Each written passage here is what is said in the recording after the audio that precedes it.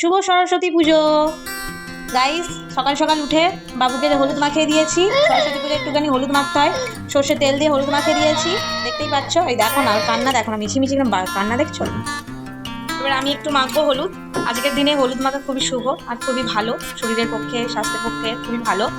তো হলুদ মাখা হয়ে গেছে বন্ধুরা, 5 মিনিট রেখে সবাই স্নান করে নিয়েছি। তো বাবুকে আমি রেডি করে দিয়েছি 5 মিনিটের মধ্যে। ও পাঞ্জাবি পরেছে দেখো। আর এদিকে আমার বড় বাবুও রেডি হয়ে গেছে। তো এবার আমার পালা। আমি আজকে শাড়ি পরবো, এই পিঙ্ক কালারের শাড়িটা পরবো। পিঙ্ক না, অ্যাকচুয়ালি রানী কালারের। তো ওই শাড়িটা পরছি। আর এই যে সব কিছু দেখতেই পাচ্ছ। তো আজকের শাড়ি পরেছি সুন্দর করে। তো দেখো পুরো ব্লগটা।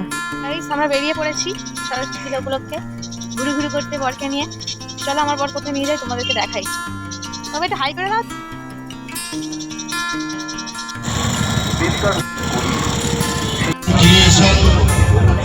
বারানগর স্কোয়াডের পক্ষ থেকে সকল দর্শনার্থীকে জানাই শুভ সরস্বতী পূজার প্রীতি শুভেচ্ছা এবং অভিনন্দন।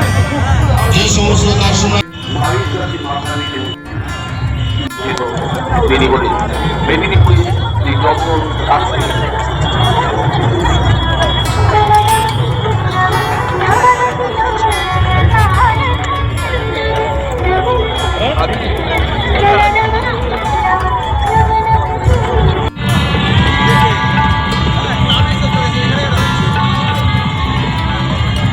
বন্ধুরা, আমরা মেলায় চলে এসেছি, বাটার মেলা, বাটার স্পেশাল মেলা। আমরা গিয়ে আগে ফটো তুলে নিয়েছি, নিয়ে পুরো মেলাটা ঘুরলাম। খুব সুন্দর মেলা, প্লাস ঠাকুরটা দেখে তো আমরা মুগ্ধ হয়ে গেছি। কারণ এই ফার্স্ট টাইম আমি এত বড়, মানে 110 ফুট লম্বা সরস্বতী ঠাকুরকে আমি দেখলাম নিজের চোখের সামনে। আমি কোনো ভাবতে পারিনি এত বড় ঠাকুর দেখবো। আজকে বাটার ঠাকুর দেখতে গেছিলাম, বাটার ঠাকুর দেখেছি, খুব ভালো লেগেছে।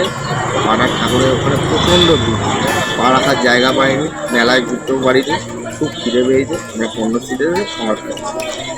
কি এটা? চাউমিন আর মোমো। ব্লগটা ভালো লাগলে লাইক কমেন্ট শেয়ার করে দিও। টাটা।